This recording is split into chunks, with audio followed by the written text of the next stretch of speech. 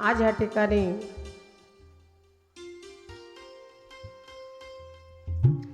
तीन दिवस आपले कसे चालले हे आपल्याला कळत नाही।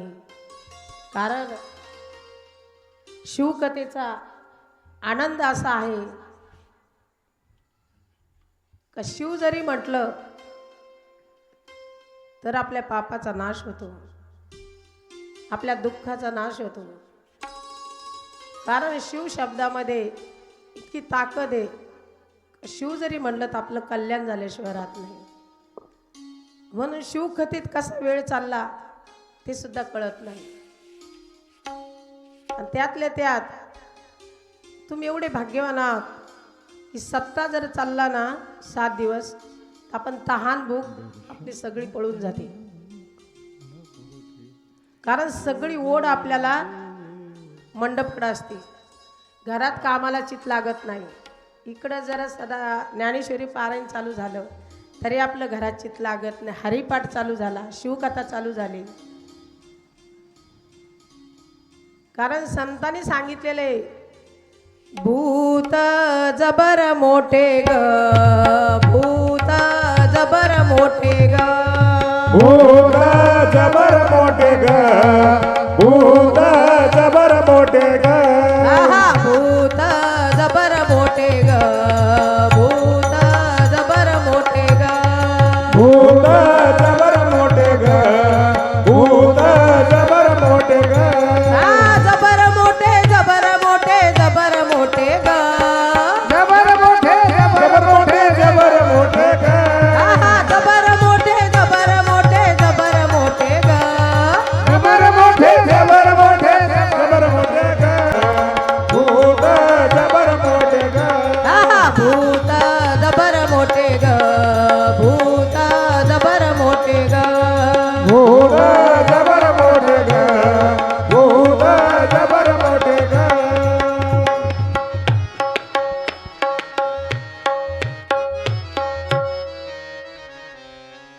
हे भूत जबर आहे। एवढं जबर भूत लागतं ना हे माणसाला, एकदा कायचं जबर भूत लागलं की हे सुटत नाही। एक तर इकडे येत नाही, पण आलं तर याचं इतकी आवड लागून जाते इथं हे मग निघतच नाही।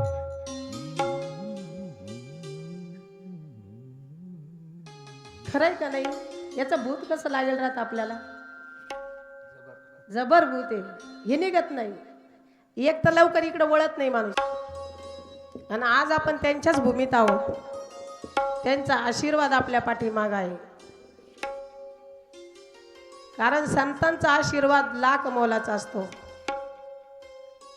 भगवंताची कृपा झाली पाहिजे, संतांचा आशीर्वाद पाहिजे, आणि तुम्हा आम्हाचं सर्वांचं सहकार्य पाहिजे, तेव्हा कुठं हा सप्ताह चालू असतो। कारण सर्वांच्या सहकार्याने सप्ताह करता येतो। इथं एकल्याचा खेळ नाही आहे। कारण एकला माणूस इथं काहीच करू शकत नाही। आणि त्यातल्या त्यात आपण भाग्यवान आहोत, आपण संतांच्या भूमीत आहोत। खरं तर आपले नाथ बाबाच्या आपण भूमीमध्ये आहोत, त्यांच्या कुशीत आहोत, पण आपल्यासारखं भाग्यवान जगात कोणी नाही। भाग्यवंत घरी भजन पूजन, भाग्यवंत घरी भजन पूजन, भाग्यवंत घरी भजन पूजन, भाग्यवंत घरी त्याची वाट पाय रघुनंदन, भाग्यवंत घरी भजन पूजन, भाग्यवंता घरी भजन पूजन त्याची वाटप आहे रघुनंदन। पूर्वजाची आशेले पुण्यही त्याच्या मुखामध्ये हरिनामही। भाग्यवंताच्याच घरी भजन पूजन होत असतं। कारण तुका म्हणे होता ठेवा तो या बाबा सापडला। ह्यो मागच्या जन्मीचा ठेवा असतो। सहजासहजी हे कोणाच्या मुखामध्ये भगवंताचं नामस्मरण येत नाही। कारण खूप अनंत जन्मीचं पुण्य लागतं, त्याशिवाय आपण ह्या मंडपात येऊन बसू शकत नाही। कारण आपलं जर पाप आडवं यायला लागलं ना, आपल्याला कोणी चाल जरी म्हटलं तर आपण म्हणत असतो तू चल पुढं, तर मी येतोच माग पाठीमागून. कारण त्या ठिकाणी आपलं पाप आडवं येतं, आपल्याला येता येत नाही. पण आपलं का जर पुण्य उदयाला येईल असेल तर आपण ऑलरेडी लगेच मंडपमध्ये येऊन बसत असतो. याला पुण्य लागतं. पुण्याचा संच आपल्याबरोबर असल्याशिवाय आपल्याकडून धार्मिक कार्य होत नाही. धार्मिक कार्य घडून येण्यासाठी सुद्धा पुण्य लागतं. पंक्ती वाट्याला येणं पुण्य लागतं. वर्गणी देण्यासाठी पुण्य लागतं. नाही तर कितीक पण मोठे मोठे लोक असतात, पण तरी पण त्यांच्या हातून वर्गणी दिल्या जात नाही. परंतु आमचे शिवाजी तात्या म्हणते आमचं गाव खूप छान आहे, सर्वजण खूप सहकार्य करतात, एका जुटीने सप्ताह एका जुटीने होतो, वर्गणी द्यायला पण कोणी कानकूस करत नाही, सर्वजण मनाने वर्गणी आणून देतात. आमच्या नांदगावमधले सर्व लोक खूप चांगले आहे, त्याच्यामुळं आम्हाला सप्ताह करण्याला अडचण येत नाही. खरंच असं वातावरण पाहिजे. कारण आपल्याला पुढच्या जन्मात जर श्रीमंत व्हायचं असेल तर ह्या जन्मी दान करा. आपल्या दारात भिकारी येतो, तो सांगून जातो आपल्याला. एक उदाहरण सांगते तुम्हाला. एक मुलगा होता, त्याच्या मामाकडे राहायचा. तो मामाकडे राहायचा. त्याच्या मामाकडे खरी खूप असं दूध दुभतं होतं, पण त्याच्या आईकडे गरिबी होती, खूप गरिबी होती.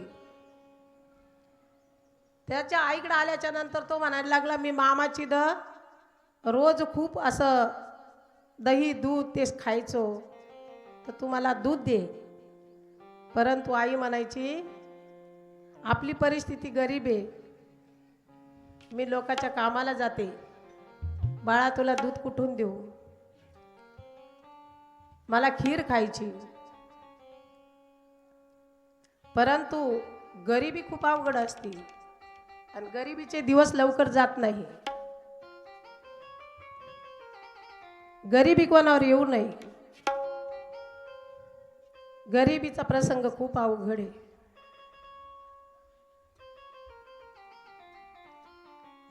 सुदामाचं चरित्र तुम्ही कथेमध्ये ऐकलं असेल. खूप गरीब, पण त्यासाठी मित्र तसा पाहिजे. सुदामाचा मित्र होता, परंतु आपल्याला भोग पण आपल्या मागच्या जन्मीचं असतं ना, तेवढं भोगल्याशिवाय सुद्धा आपल्याला श्रीमंती येऊ शकत नाही. आणि मागचे जे काही कर्म करेल असले ना, ते पूर्ण झाल्याशिवाय सुद्धा आपल्याकडे श्रीमंती येऊ शकत नाही. त्या ठिकाणी इतक्या कष्टाने त्याच्या आईने खीर केली, इतक्या कष्टाने, खूप गरिबीतून खीर केली, खूप गरिबीतून खीर केली. जसं आपल्याला खूप भूक लागावी, खूप भूक लागावी आणि कधी अन्न न मिळावं, खूप गरीब परिस्थिती आणि आपण जेवायला बसावं, तेवढ्या वेळात जरा एखादा भिकारी आला आणि आपल्याला खूप भूक लागेल आणि तो भिकारी जरा दारात उभा राहिला, एक तर त्याला वापस पाठवता येत नाही, आपल्या पोटातली भूक आपल्याला आवरत नाही, तरी पण ते ताट जरा त्याला दिलं तर आपला जीव काय म्हणत असेल. पण तरी त्याच्या आईने तेवढ्या गरिबीतून त्याला खीर केली. आईने तर अगोदर सांगितलं की बाळा तू जप कर, महादेवाचा जप कर. जसं ध्रुव बाळाला सांगितलं होतं त्याच्या आईने, तुला जरा तुझ्या बापाच्या मांडीवर बसायचं असेल तर तुला जंगलात तपश्चर्या करायला जावं लागेल. कशामधला आहे प्रसंग हा? भागवतामधला. कशामधला प्रसंग? भागवतातला. ध्रुव बाळासाठी तुला जरा मांडीवर बसायचं तुझ्या वडिलाच्या, तर तुला जंगलात तपश्चर्या करण्यासाठी जावं लागेल. तिथं तपश्चर्या कर, तुला भगवंत मांडीवर घेऊन बसतील. अशी आई सांगणारी पाहिजे.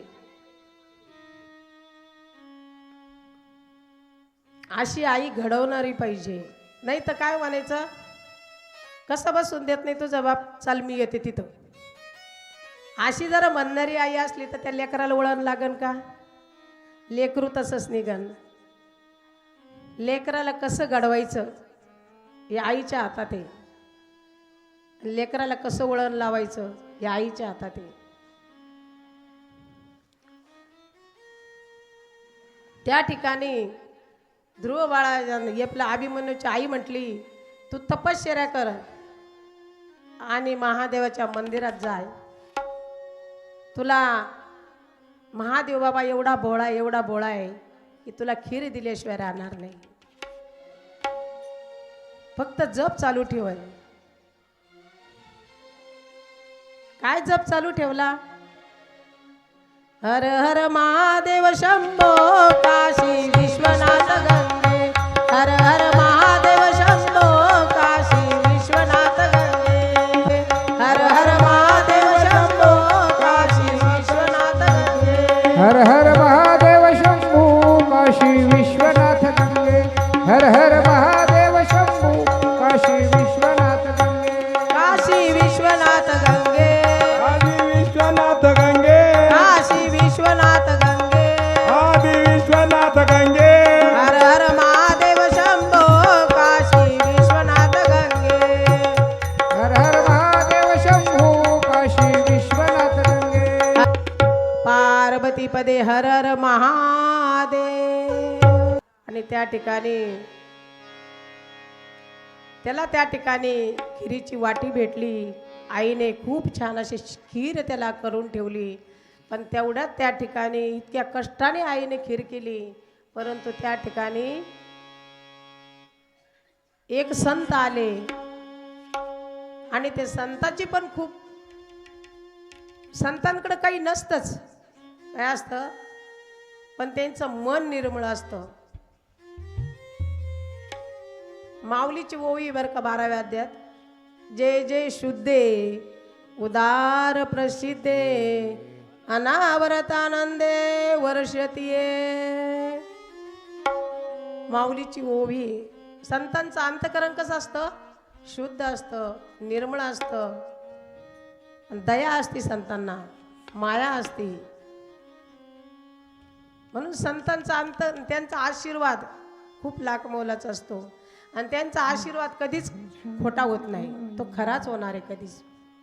आणि त्या ठिकाणी ते संत आले आणि याला एक तर किती दिवसापासून खीर भेटली नाही, परंतु आईने खीर दिली. तेवढ्यात ते संत आले.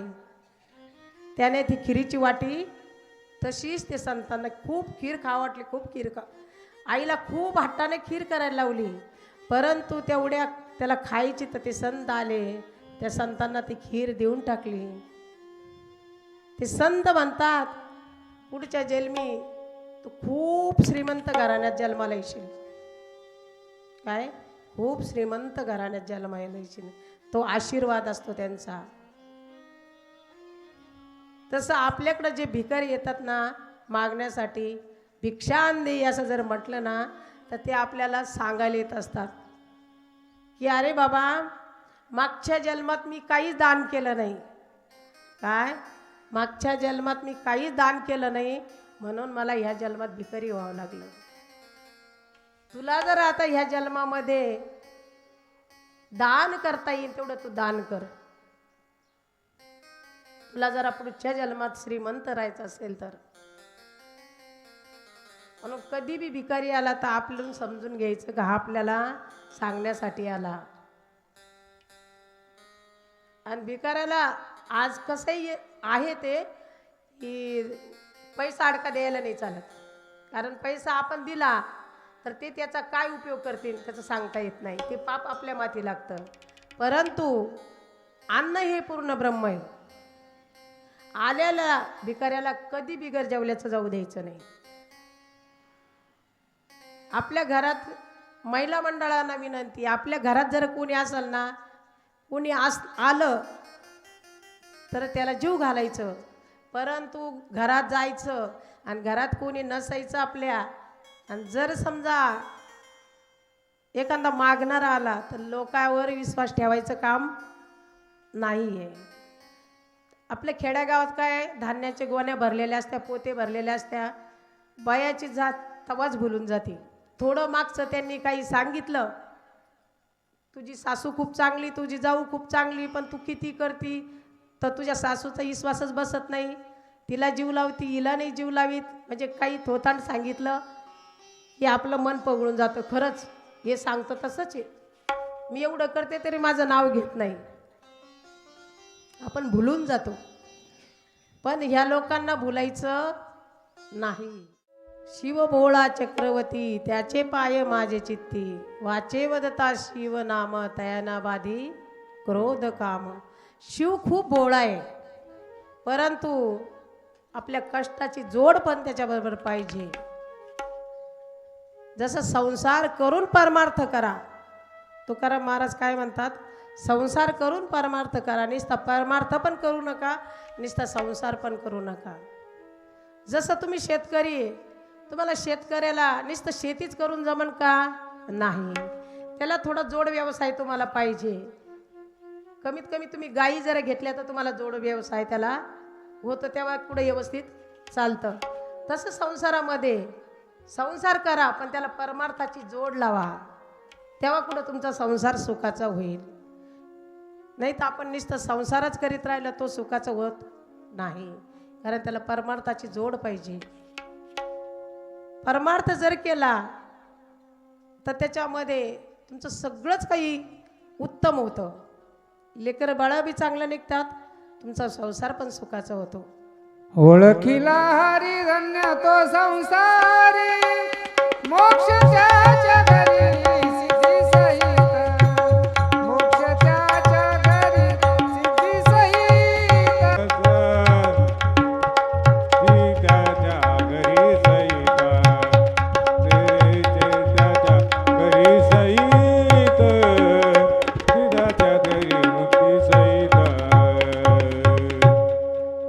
ओळखीला हरी धन्य तो संसारी. जन्माला आलेलो आहे, नाही तर संसार तर कुत्रे मांजरे देखील करतात, त्यांना ते सुद्धा घरदार बांधतात. तुम्ही बघा, त्यांचे पण झोपडे असतात, साधी चिमणी असते ती सुद्धा घरटं तयार करून ठेवते. परंतु सगळ्यात श्रेष्ठ म्हणजे मानवदेह, आणि मानवदेह याच्यासाठीचे संसार करून परमार्थ करा. कारण संसारामध्ये जेवढं करता येईल ना आपल्याला, याच्यासारखं कोणतंच नाही. मला सांगायचं तात्पर्य होतं की आपण दान करीत राहिलं पाहिजे. आणि दान कोणाला करायचं, जिथं सप्ताह चालू आहे तिथं दान करा. आणि दानाला खूप महत्त्व आहे. सप्त्याच्या ठिकाणी दान जर केलं तर ते आपल्या, जसं पेटीमध्ये शिल्लक टाका श्री राम राम राम, आयुष्याचं सार्थक होईल, भजनी रंगेल राम. जसं बँक आहे, बँकेत पैसे असले तरच आपल्याला काढता येईल. आज जर आपण देवाच्या बँकेत टाकले तर उद्या आपल्या बँकेत ते जमा होत असतात, आपली नोंद वर असती. या सप्त्याच्या ठिकाणी एवढं एवढं दान झालेलं आहे. परंतु दान देण्याचे सुद्धा आमच्या महिला मंडळांच्या जास्त हातात असतं. कारण एका ठिकाणचं तुम्हाला उदाहरण सांगते मी,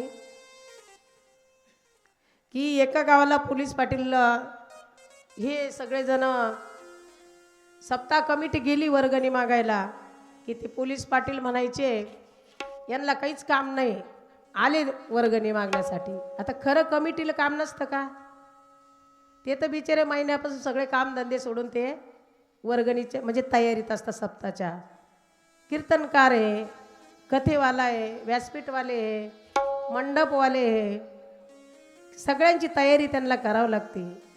बिचारे ते तर संसार सोडून सगळं बघतात.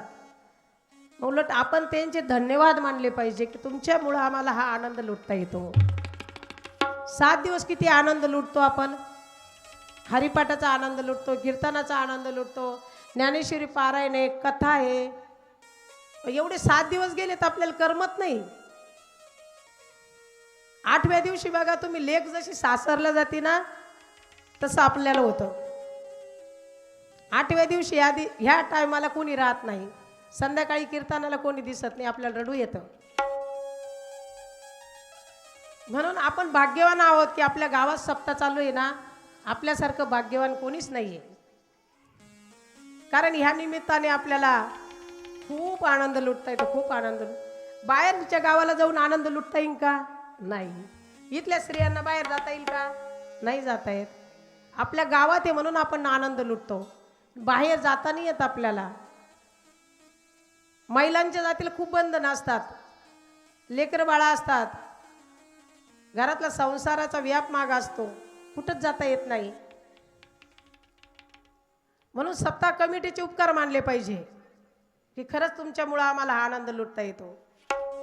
आणि आपण 100 रुपये जर कमवले ना, त्याच्यातून 10 रुपये वर्गणी द्यायला काहीच हरकत नाही. पण आज आपल्याकडं लागन तेवढं भगवंताने आपल्याला दिलेलं आहे, त्याच्यातून आपण द्यायलाच पाहिजे.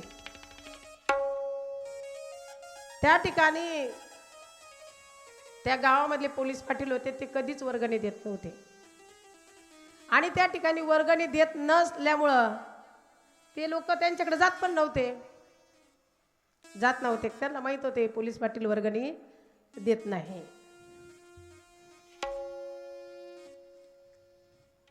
इथलचं नाही बरं का उदाहरण आहे, नाही तर म्हणून इथलचे पोलीस पाटील बन आमच्याकडे आहे का काय. इथलचं उदाहरण नाही बरं काही. कारण तात्यानं मला आधीच सांगितलेलं आमचं गाव खूप चांगलं आहे, वर्गणी देण्याच्या बाबतीत काही पाहायचंच काम नाही, सगळे घरी आणून देतात, कमिटीचं पाहायचं कामच नाही आहे. आता त्या ठिकाणी जुना काळ होता हा. पोलीस पाटील गेले बाहेर गावी, तालुक्याच्या गावाला गेले. पण बायको खूप हुशार होती, ती धार्मिक होती. काकडा चालू होता सकाळी सकाळी, 10-15 लोक काकड्याला बसलेले होते. ते तालुक्याच्या गावाला गेले असं समजून ती घाईघाई मंदिरात आली. आल्याच्या नंतर ती म्हटली, तुम्ही ना 5 मिनिटात काकडा बंद करा. काय झालं मावशी? तुम्ही काय करा आता, ज्याच्या त्याच्या घरून खूप मोठे मोठे घमिले आणा, माझ्या घरी चला, आमचे मालक तालुक्याच्या गावाला गेले, मी तुम्हाला तेवढे गच्च भरून गहू देते, तुम्ही चला फक्त. सगळ्याला तिनं घेऊन गेली. मोठे मोठे चांगले 5-5, 6-6 पायल्या गहू बसतीनं अशी घमिले मोठे मोठे नेले. नेल्याच्या नंतर घमिले गच्च भरले. परंतु काय झालं, त्या दिवशी गाडीच आली नाही बस स्टँडला. गाडी आली नाही. गाडी न आल्यामुळं पोलीस पाटील घरी आले. घमिले तर गच्च भरले. आता काय करायचं? हे लोक तर लटलट कापू लागले. पोलीस पाटील कडक होते. हे लोक म्हणे आता काय करायचं? पण बाई लई हुशार होती.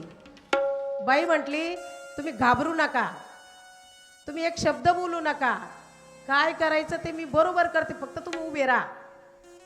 त्या ठिकाणी हो म्हटले. सगळेजण उभे राहिले पण घाबरून गेले ना. परंतु तिचा नवऱ्याचा पोलीस पाटलाचा एक पाय पायरीवर, तर ती म्हणती लगे आवो आवो आवो. म्हणे काय? अहो म्हणे या लोकायला यंदा पैसेच कोणी दिले नाही म्हणे. मग नाही ते म्हटले की यावर्षी इतके गहू जमले म्हणे मावशी, हे गहू एवढे ठेवून घ्या तुमच्या घरी, नाही याच्या बदल्यात आम्हाला पैसे द्या.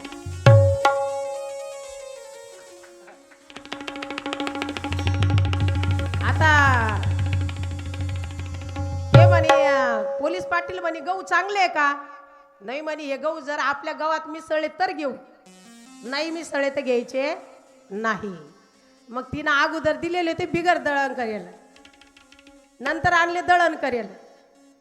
मग दळण करेल आणले. मग ती म्हणते का हो या गावात लईच गांधी सुरायली म्हणे. मग म्हणे नको म्हणे आपल्याला गहू, त्याचे तिकडे ते काही करू, इकू नाही तर काही करू, आपल्याला काय करायचंय, नको म्हणे गहू आपल्याला.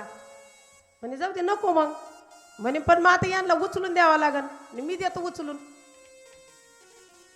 पोलीस पाटलाने गहू घमिले उचलून दिले. म्हणजे आपल्या हातात हे दान करायचं. आपलं धन कुठं लागलं पाहिजे? उत्तम मार्गाला लागलं पाहिजे. म्हणून कधी बी धन द्यायचं, अन्नदान करायचं, कारण याच्या इतकं कोणताच परमार्थ नाही आहे. आणि आज तुम्ही ह्या वर्षी 500 दिले तर तुम्हाला 10 पट भगवंत दिल्याशिवाय राहत नाही. कारण हे सगळं त्याच्या हातात आहे, द्यायचं का नाही द्यायचं.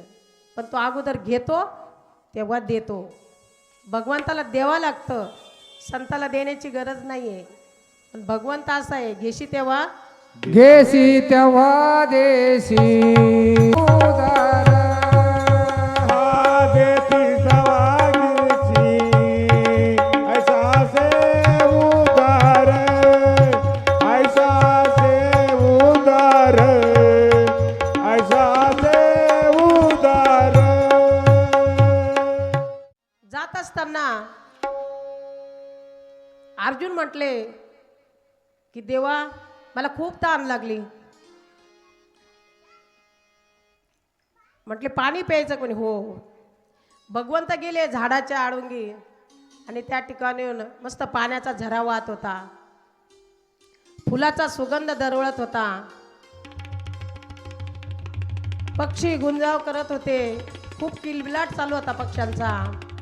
आणि त्या ठिकाणी भगवंत पाणी आणण्यासाठी गेले. परंतु इकडं अर्जुन म्हणतो ह्या ठिकाणी जर सुभद्रा असती तर बरं झालं असतं.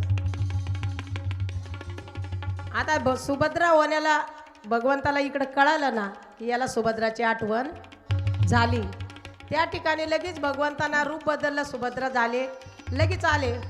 आल्याच्या नंतर लगेच म्हणते सुभद्रा काय तू इकडं कशी काय? आत्ताच म्हणे तुम्ही माझी आठवण काढली होती. आणि तुला कसं कळालं मी तुझी आठवण काढली?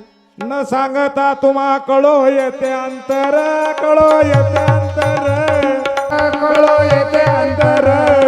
विश्वी शंभरा परिहार न लगे, विश्वी शंभरा परिहार न लगे. त्या ठिकाणी अर्जुन म्हणतो की तुला कसं कळालं मी तुला तुझी आठवण काढली? ती म्हणती पतिव्रताचा धर्मच आहे की आपल्या पतीच्या मनात काय चाललं हे लगेच कळतं. त्या ठिकाणी त्यांच्या गप्पा वगैरे झाल्या आणि त्या ठिकाणी गप्पा झाल्याच्या नंतर अर्जुन म्हणतो तू जाय आता, कृष्ण पाणी आणण्यासाठी गेलेला आहे, तो येईल परत. ती म्हटली पण आता मी आले, आता रिकाम्या हाताने कशी जाऊ? काहीतरी आठवण म्हणून द्या. काय आठवण म्हणून देऊ तुला? तुमच्या बोटात अंगठी म्हण, तेवढी अंगठी द्या. तेव्हापासून पद्धत पडली साखरपुड्यात अंगठी घालायची. अर्जुनानं घातली ती सुभद्राला आणि त्या ठिकाणी सुभद्रेच्या बोटात अंगठी घातली. सुभद्रा गेली. लगेच भगवंत आले. अरे अर्जुना काय देवा, अरे तुला पाणी प्यायचं होतं ना? हो धरे पाणी. पाणी पिले.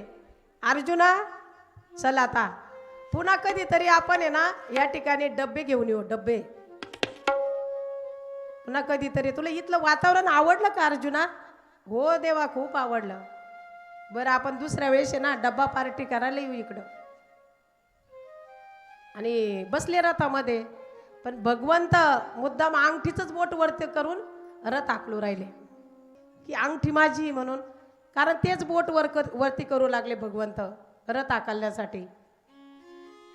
अर्जुन म्हणतो माझीच अंगठी दिसती पण देवाला कसं म्हणू माझी अंगठी? मी तर सुभद्रेच्या बोटात घातली, देवाच्या बोटात आली कशी? त्या ठिकाणी घरी आले. घरी रथातून उतरल्याबरोबर पळत सुभद्रेकडे आले. सुभद्रे सुभद्रे म्हटले काय? म्हणे ती अंगठी दे. आणि कोणती अंगठी? तू आली होती त्या झाडाखाली, तिथं आपण गप्पा वगैरे केल्या, तुझ्या बोटात मी अंगठी घातली. आता बयाची जात एवढी येडी. ती म्हणते आता तिथं कोणती सुभद्रा आली होती, तिला तुमची अंगठी देऊन टाकली का? तेवढ्यात भगवंत तिथं गेले. अरे तुमचं काय चाललं दोघांचं? तेवढ्यात भगवंताचं बोट लगेच पुढे गेलं. काय चाललं दोघांचं? अर्जुन म्हणतो देवा ने काय अंगठी? काय अंगठी? मग काय करायचं? अंगठी ने काय करायचं? तुला पुढे बोलता येईना का? ही अंगठी तुझी आहे का? हो देवा. तुझ्या बोट अर्जुन तुमच्या बोटात कशी आली? म्हणजे तूच घातली. कधी? म्हणे सुभद्र झालो होतो तेव्हा. अर्जुन म्हणतो देवा तुम्ही माझ्यासाठी सुभद्र झाले.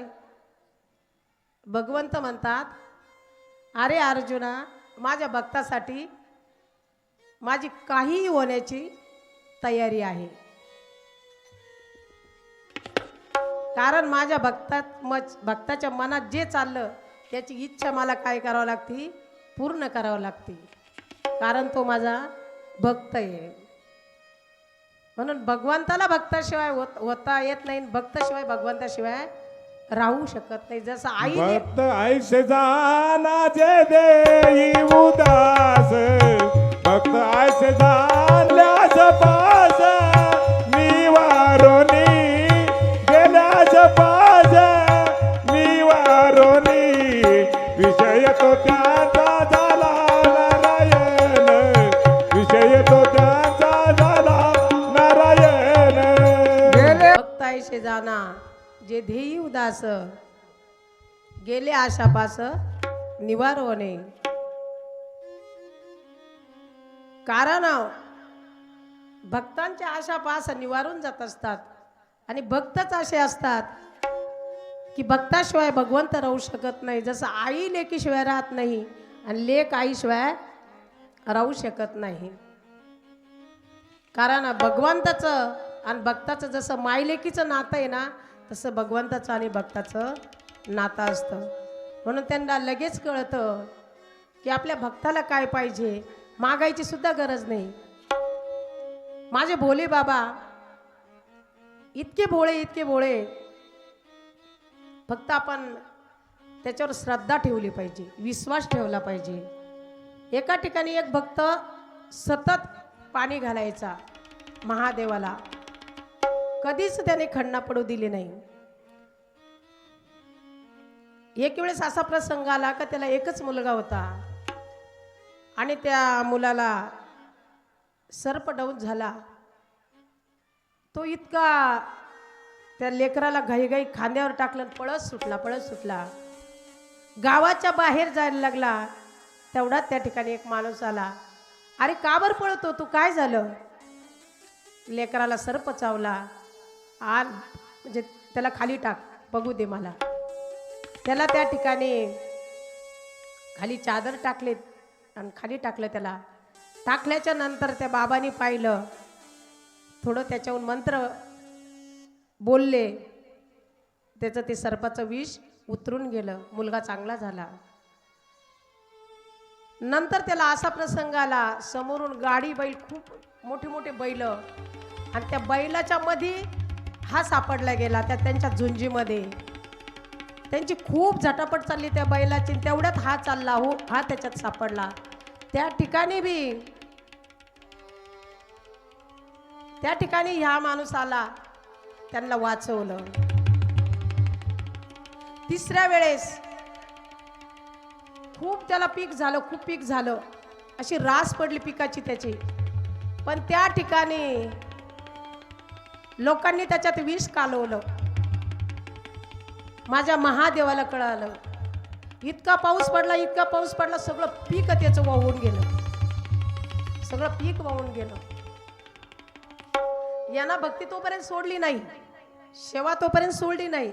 पण याचं जेव्हा पीक सगळं वाहून गेलं ना, त्यावेळेस याला वाटलं, काय वाटलं याला, की माझं इतकं पीक झालं पण देवाला सहन झालं नाही का? सगळं पीक वाहून गेलं माझंवालं. आतापासून मी उद्यापासून काहीच करणार नाही, आता पाणी घालायला सुद्धा जाणार नाही. शेवटचा दिवस त्याचा पाणी घालायचा. आणि त्याने मनात तो संशय धरला की आता मी माझं सगळं देवाने नाश करून टाकला, आता मी काही पाणी घालायला जाणार नाही. तेवढ्यात भगवंत त्या ठिकाणी प्रगट झाले, महादेव बाबा, आणि सांगितलं, का रे तुझा विश्वास ढळायला लागला, माझ्यावर विश्वास नाही तुझवाला. म्हणे देवा विश्वास आतापर्यंत होता, परंतु आता माझं सगळं पीक गेलं, माझा विश्वास संपला. त्या ठिकाणी सांगितलं, अरे ज्यावेळेस तुझा मुलगा सर्प डाऊन झाला त्यावेळेस तू चालला, त्यावेळेस तुझ्या मुलाला कोणी वाचवलं? मीच वाचवलं. मीच आलो त्या ठिकाणी आणि मीच वाचवलं. दुसऱ्या वेळेस ज्यावेळेस बैलाची झुंज चालली होती त्यावेळेस तू त्याच्यात सापडला गेला, त्यावेळेस सुद्धा तुला मीच वाचवलं. आणि आता तुला एवढं पीक झालं पण त्या ठिकाणी सगळं विष काढवलेलं होतं. लोकांनी जरी खाल्लं असतं तर लोक मेले असते, ते पाप तुला लागलं असतं. म्हणून सगळं मी हे सगळं पाऊस पाडला आणि तुझं पीक सगळं वाहून गेलं. मग त्याने महादेव बाबाचे चरण धरले.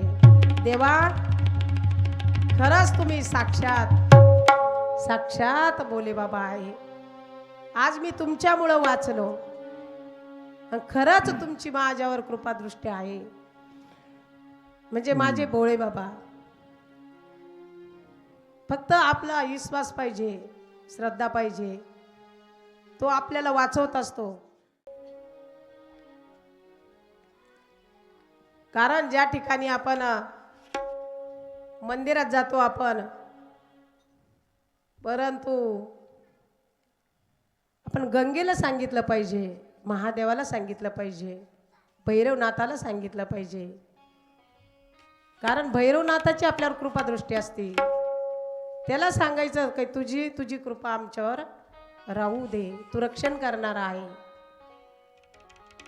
गंगा मैया आपला सर्व परिवार आनंदाने ठेव असं गंगा मैयाला म्हटलं पाहिजे.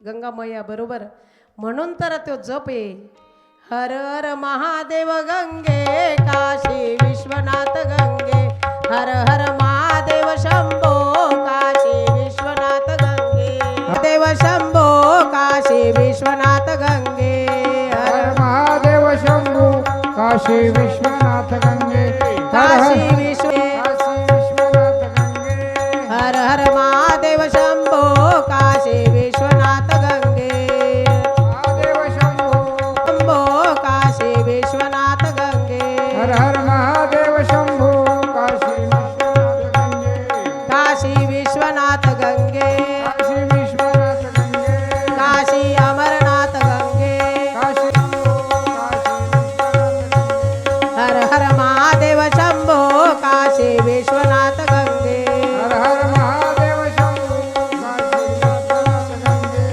पार्वती पदे हर हर महादेव. कारण महादेवाच्या मंदिरात गेलं तर आपण जर हा जप चालू ठेवला तर आपला रक्षण करणारा महादेव बाबा आहे. तुम्ही जे काही असन तुमच्या मनामध्ये ती इच्छा पूर्ण करणारा माझा भोले बाबा आहे. कारण फक्त आपण त्याला सांगायचं काम आहे. कार्तिक स्वामीची तुम्ही जर स्मरण केलं ना, तुम्हाला विजय प्राप्त झाल्याशिवाय राहत नाही. कारण कार्तिक स्वामीला वरदान आहे की जे बी तुझ्या दर्शनाला येतील त्यांना विजयच प्राप्त होईल. म्हणून त्या ठिकाणी कार्तिक स्वामीची आठवण काढायची, त्यांचं स्मरण करायचं, गंगा मैयाचं स्मरण करायचं, भैरवनाथाचं स्मरण करायचं. हे जर आपण स्मरण केलं तर निश्चित आपल्याला विजय मिळाल्याशिवाय राहत नाही, आपल्या परिवाराचं प्रेम मिळाल्याशिवाय राहत नाही, आणि काल भैरवनाथाची कृपा दृष्टी आपल्यावर झाल्याशिवाय राहत नाही. आज समजा आपल्याला महादेवाची पूजा कशी करायची ही पण माहिती पाहिजे.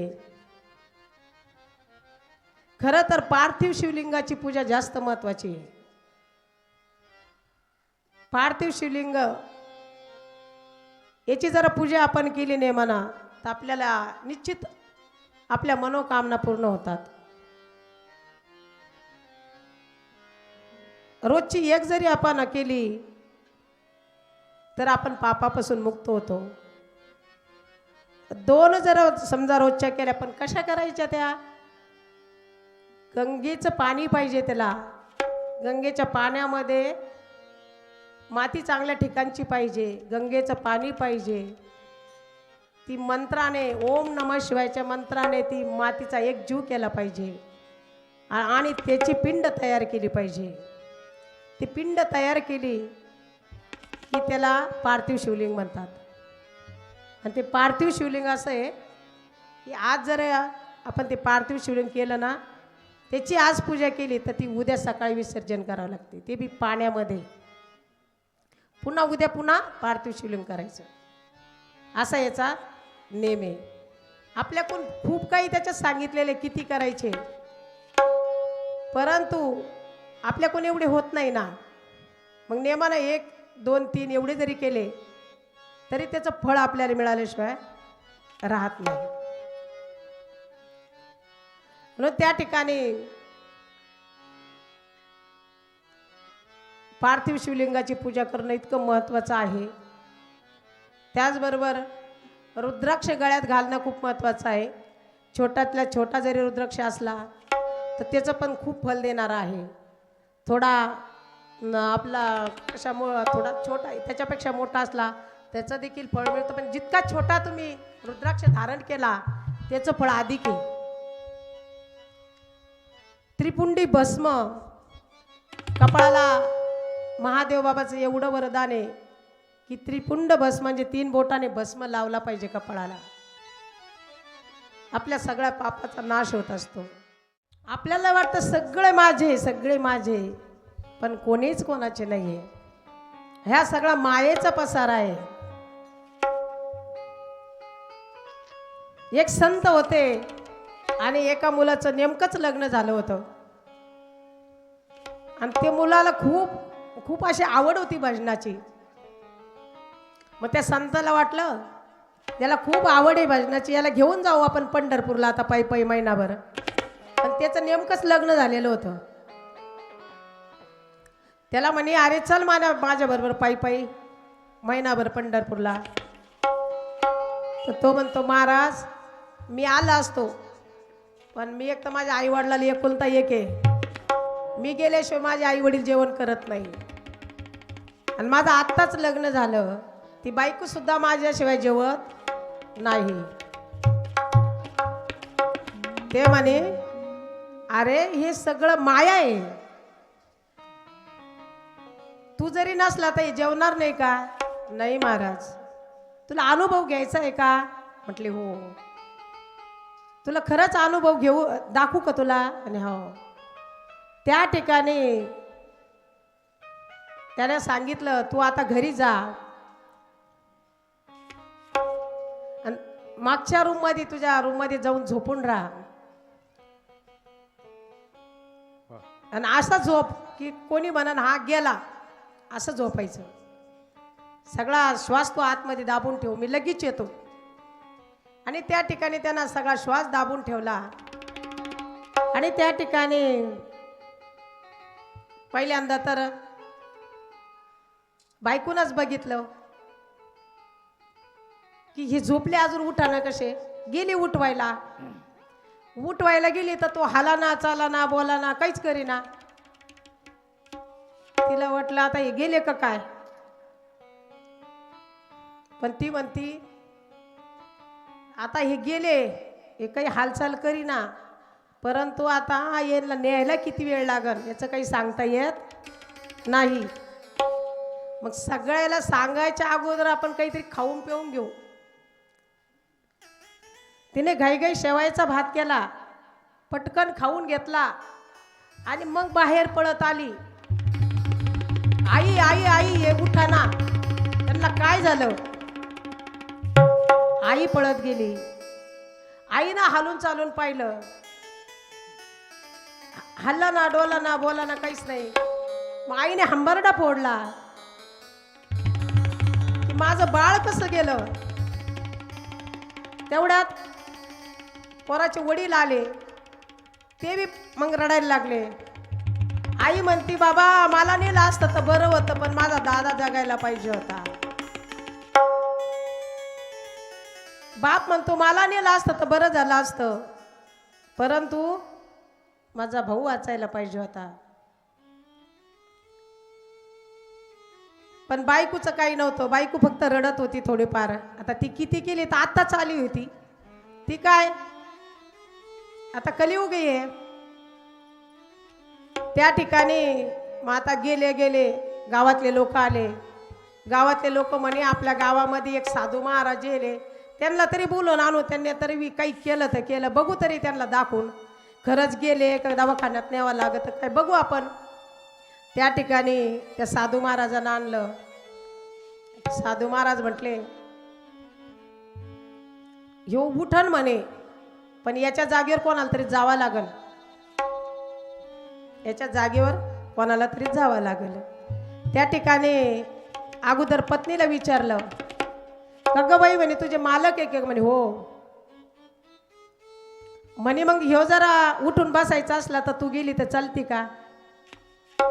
म्हणे बाबा माझ्या लग्नाला आत्ता लई दिवस नाही झाले, हे जरी गेले तर मला दुसरं पाहता येईल, पण मीच गेल्यावर माझ्या आई वडिलाला मुलगी राहील का? मी घेऊ शकत नाही. कब्बर पाण्यामध्ये थोडी विभूती टाकली, हे पाणी तू घे बाई. नाही मी नाही घेऊ शकत. त्या आईला विचारलं, आई हे कब्बर पाण्यात विभूती टाकेले, ही जर तुम्ही घेतली ना तर तुम्ही जाशाल, मुलगा उठून बसल. त्यावेळेस आई म्हणती मी घेतली असती, पण आमच्या म्हाताऱ्याचं कसं होईल? मी गेल्यावर त्यांना कोण खाऊ घालीन? त्यांना शुगर आहे, बीपी आहे, त्यांना जेवणाचा दम निघत नाही. मी असले तर मी काळजी घेईन त्यांची. मग बापाकडे नेलं ते कप, बाबा तुम्ही घ्या, मुलगा उठून बसल. बाबा म्हणते मी घेतली असती, पण मग आता म्हातारीचं कसं होईल? मग मी गेल्यावर तिला कोण पाहिन तिला? मग बाबा मग मी घेऊ का? घ्या मग, तुमचं काय मागणं पुढं न गोसाई रड. तुम्ही गेले तर कोणाला दुःख होणार आहे, पण आमच्यात आम्ही गेलो तर एकमेकाला दुःख होईल ना. तुम्हाला काही कोणी नाहीये, घेऊन टाका तुम्ही. मुलगा तटकन उठून बसला. मुलाला कळालं की सर्वांचं माझ्यावर किती प्रेम आहे. मुलगा तसाच पंढरपूरला साधू महाराजासोबत महिनाभर गेला. त्याला कळालं किती प्रेम असतं. नाही कुणाचे कुणी तुझे नाही रे कोणी, नाही कुणाचे कुणी तुझे नाही रे माझे म्हणून, अंतिम जातील एकल्या प्राण्या माझे माझे म्हणून. नाही कुणाचे कुणी तुझे नवे रे कोणी, नाही कुणाचे कुणी तुझे नवे रे कोणी. अंती जासी एकला प्राण माझे माझे म्हणून, अंती जासी एकला प्राण माझे माझे म्हणून. बहीण कुणाची भाऊ कुणाचा कोण कुणाचे सगळे सोय, बहीण कुणाचे भाऊ कुणाचा कोण कुणाचे सगळे.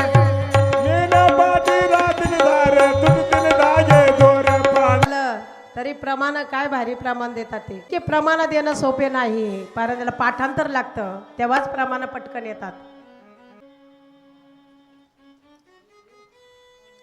यज्ञदत्त नावाचा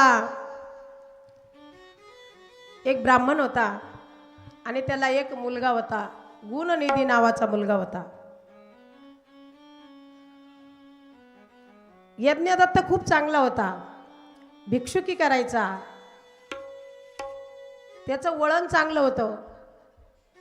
परंतु मुलगा चांगला निघाला नाही, कारण जीवनामध्ये संगती खूप महत्वाची आहे. संगती बिघडली सगळं बिघडून जातं. कारण संसारामध्ये माणसाने पापाला घाबरावं, संसारामध्ये बापाला घाबरायचं, परमार्थामध्ये पापाला घाबरायचं.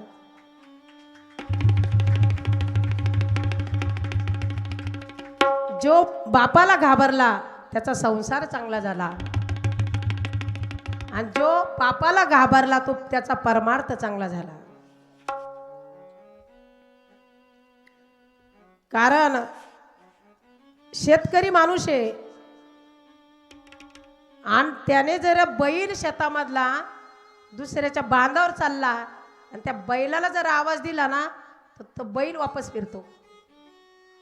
इतकं मुक्क जनावर हुशार असतं. परंतु 25 वर्षाचा मुलगा आहे आणि त्याला तो जर एखाद्या वाईटाच्या संगतीत उभा असला चौकात, त्याला जर म्हटलं का बाळा त्या मुलासोबत तू उभा राहू नको, तो मुलगा मग सांगत असतो बाबा कोणाच्या संगतीत राहायचं आणि कोणाच्या नाहीये मला चांगलं कळतं, तुमची सांगायची गरज काय वाटत असेल त्या बापाला. मुक्क जनावर वापस फिरतं पण मी जन्म दिलेला मुलगा वापस फिरत नाही. मग संगती जीवनामध्ये जाम पर जाम पीने से क्या फायदा है, जाम पर जाम पीने से क्या फायदा है, सुबह उतर जाएंगी, हरि नाम का पेला पियो तेरी जिंदगी सुधर जाएंगी. हा सुख सोळा स्वर्गी नाही. छान पावले कळा.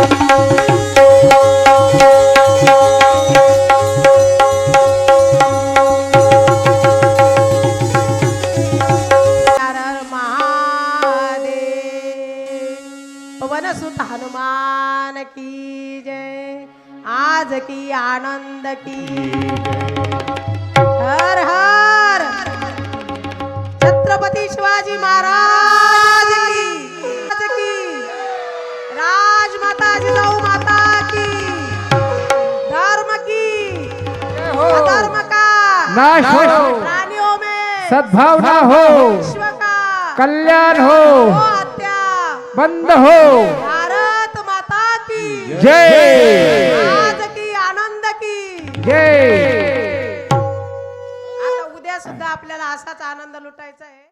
संगतीचा परिणाम काय होत असतो? तिला वाईट संगत लागली. हा याज्ञवल्की करत होता ब्राह्मण,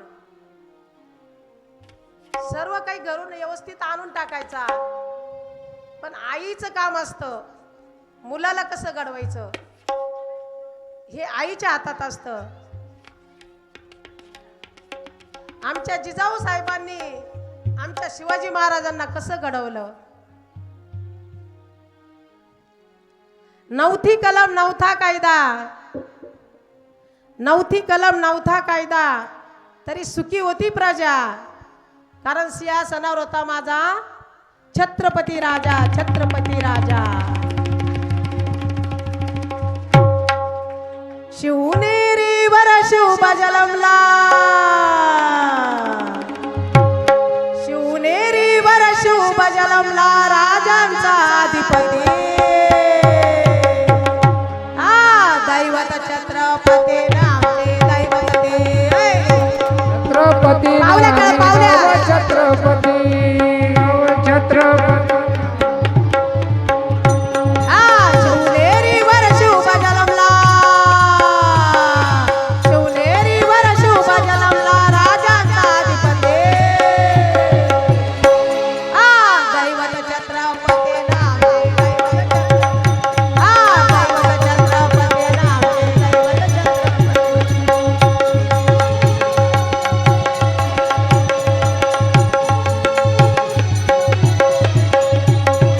शिवबाचे मावळे आम्हाला नाही कुणाचे भेटे. जय जय भवानी जय शिवाजी, स्वराज्य राखण्यासाठी याने केल्या एकंगाने. देवनी भगवा हाती स्वराज्य राखण्यासाठी. आई शिवाई आई जिजाई, आई शिवाई आई जिजाई आशीर्वाद देते. दैवत छत्रपती नामे दैवत छत्रपती. छत्रपतीला आम्ही आमच्या जिजाबाईने कसा मुलगा घडवला. मंदिरावरचे कळस पाडले जायचे, अंगणात तुळस नव्हती, कंपाळावरचं कुंकू बाहेर गेलं, घरी येईल याची गॅरंटी नव्हती. आई साहेबांच्या मनात विचार आला की आपल्या महाराष्ट्रामध्ये हे अत्याचार थांबले पाहिजे. म्हणून आमच्या आई साहेब, आई भवानी भवानी हे तुझा माता माझ्या पोटी असा मुलगा दे, असा मुलगा दे की त्याने अत्याचार थांबवले पाहिजे. आणि त्याच वेळेस आमच्या आई साहेबांना गर्भधारणा झालेली आहे आणि मुलाचा गर्भ हळूहळू वाढत आहे. तेच कोण आहे? आमचे छत्रपती शिवाजी महाराज हळूहळू वाढत आहे. आणि एक वेळेस 19 फेब्रुवारी या दिवशी शिवनेरी किल्ल्यावर माझ्या छत्रपती राजांचा जन्म झालेला आहे. परंतु राजांचा नेम होता, राजे हळूहळू मोठे झाले, राजांचा नेम होता की आई साहेबांचं दर्शन घेतल्याशिवाय बाहेर पडत नव्हते. एक दिवस राजे आई साहेबांच्या महालात गेले. आई साहेब सूर्याची पूजा करत होते, परंतु चेहरा नाराज होता, उदास होता, पडलेला होता. आई साहेब तुम्ही तर पूजा सूर्याची करता, परंतु चेहरा पडलेला का, नाराज का? त्यावेळेस आई साहेब म्हटल्या, हा सूर्य मला एक दिवस स्वतंत्र झालेलं बघायचं आहे. त्याच वेळेस आमच्या राजाने आई साहेबांच्या चरणाची शपथ घेतली आणि त्याच वेळेस आमच्या राजाने सूर्य हा स्वतंत्र करून दाखवलेला आहे. आणि त्याच वेळेस आपल्या राजाची स्थापना केलेली आहे. आणि त्याच वेळेस आपला सूर्य आपला महाराष्ट्र आणि स्वतंत्र करून दाखवलेला आहे. छत्रपती शिवाजी महाराज की, धर्मवीर संभाजी महाराज की, राजमाता जिजाऊ माता की.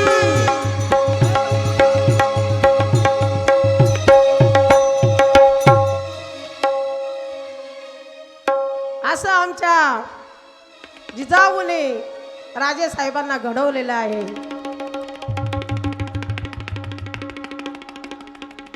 तसं आपण लेकरांना घडवलं पाहिजे. ही गुणनिधीची आई त्याच्याकडे लक्ष देत नव्हती. त्याने काही जरी केलं, बापाने जर विचारलं गुणनिधी कुठे गेला, तिनं काय सांगा, शाळेत गेला. गुणनिधी कुठे गेला, ट्युशनला गेला. गुणनिधी कुठे गेला, तो मुलांमध्ये खेळायला गेला. आई त्याच्या चोऱ्या झाकून ठेवत होती. परंतु एक दिवस असं झालं, यज्ञदत्त तिकून येत होता आणि त्याच्या बोटातली अंगठी एका जुगाराच्या हातात दिसली. तो म्हणे, का रे बाळा, ही अंगठी तुझ्या हातात कशी? माझी अंगठी ही तुमच्याच मुलाने माझ्याकडे आणून दिली. माझा मुलगा तुझ्याकडे कसं काय? तो जुगार खेळतो. एवढंच नव्हे तर तो दारू पितो. मग यज्ञदत्ताला राग आला. घरी आला. अगं म्हणे, माझी अंगठी कुठे आहे? ती म्हणती, मला आता स्वयंपाक करायचा आहे, देईन तुम्हाला सापडून नंतर आसन कुठं तरी. अगं तुझी ती फलाण्या ठिकाणी तुला एवढी भारी साडी घेतली, ती साडी कुठे? ती आसन कपाटामध्ये. तो म्हणायला लागला, तू सगळे अपराध त्याचे झाकून ठेवती, तू काय लेकराला घडवशील? लेकराला घडवणं हे आईचं कर्तव्य. लेकराचे अपराध कधीच झाकून ठेवले नाही पाहिजे. त्याने साधी पेन्सिल जरी वर्गातून आणली, ती पेन्सिल त्याची परत करायला लावायची, कधीच घरात ठेवून घ्यायची नाही. आज पेन्सिल आणली, उद्या तो वही घेऊन येतो. उद्या वही घेऊन आला, तो अजून मोठी वस्तू आणतो. त्याच्यापेक्षा तो जास्त मोठी वस्तू आणत राहतो.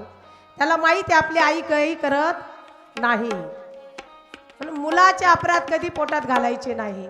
मुलाला योग्य वेळेस त्याला ती शिक्षा दिलीच पाहिजे. धर्माचे पालन, धर्माचे पालन, धर्माचे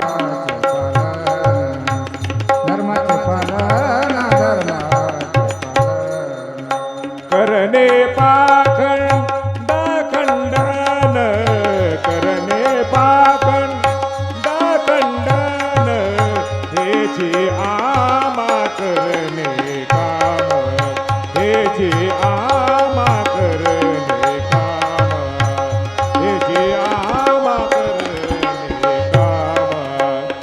धर्माचे पालन पाखंड खंडन, धर्माचं पालन केलं पाहिजे. कारण वल्ली काठी आणि वाळेल याच्यामध्ये फरक आहे. वल्ली जर असली तर ती जशी वाकन तशी वाकल्या जाते, आणि एकदा का वाळली की ती वाकत.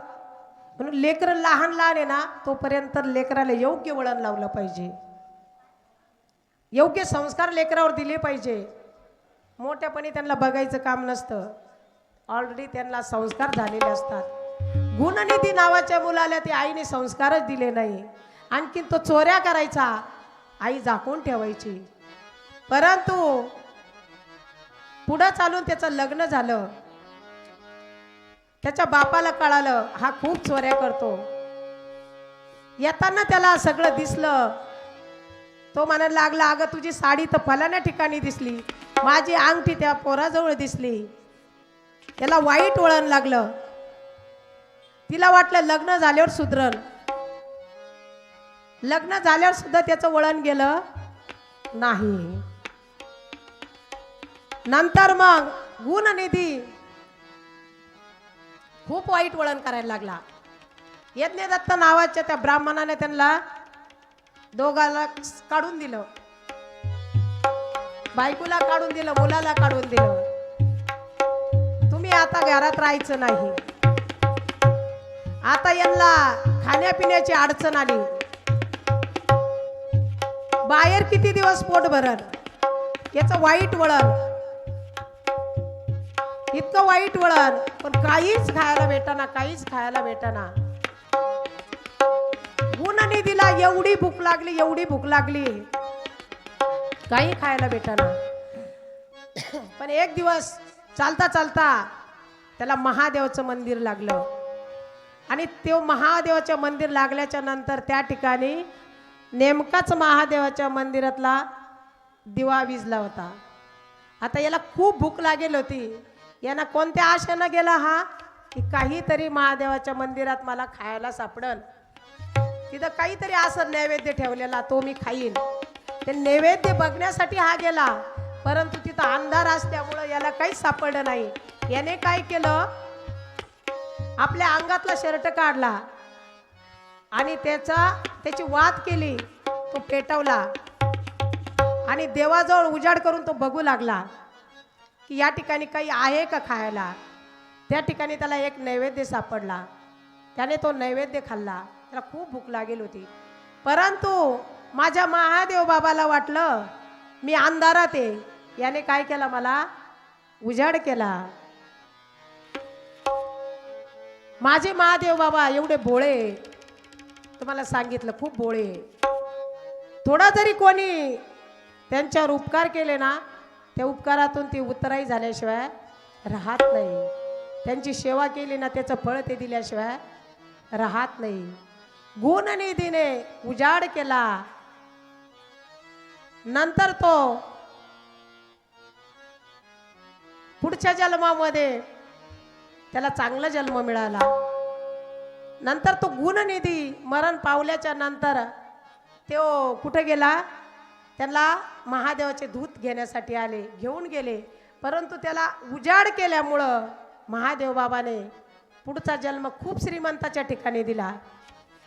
त्या ठिकाणी त्याने अनेक ठिकाणी त्याला दिवे लावले. कुठं, महादेवाच्या मंदिरात, मारुतीच्या मंदिरात, पांडुरंगाच्या मंदिरात, सगळ्या ठिकाणी दिवे लावले. कशामुळं लावले त्याने, या जन्मामध्ये फक्त त्याने एकाच दिवा केला तर महादेव बाबाने त्याला पुढचा जन्म खूप श्रीमंताच्या ठिकाणी दिला, खूप श्रीमंत केलं. तर त्याने अनेक मंदिरामध्ये त्यांना दिवे लावले. घंटा दान करणं खूप चांगलं आहे बरं का. घंटा दान करणं चांगलं आहे. मंदिरावर झेंडा लावणं ते चांगलं आहे. आणि प्रत्येक मंदिरामध्ये दिवे लावणं खूप चांगलं आहे. इतकं पुण्याचं काम आहे. तर पुढच्या जन्मात आपल्या आयुष्यामध्ये उजाड पडल्याशिवाय राहत नाही.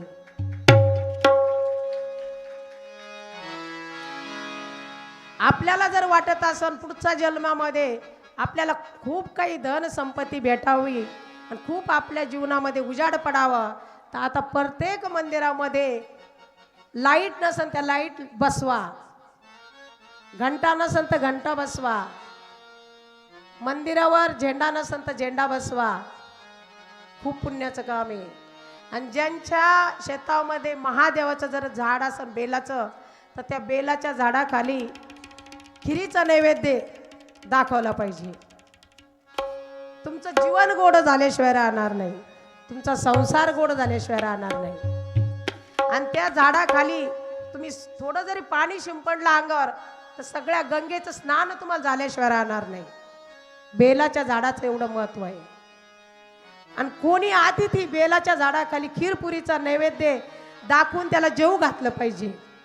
आपल्याकडं कोणी जर पाहुणा आला आणि आपल्या दाराजवळ जर बेलाचं झाड असेल, तर त्या बेलाच्या झाडाखाली चटई टाकून अतिथीला जेवू घालायचं. त्याच्यासारखं पुण्य कुठंच नाही.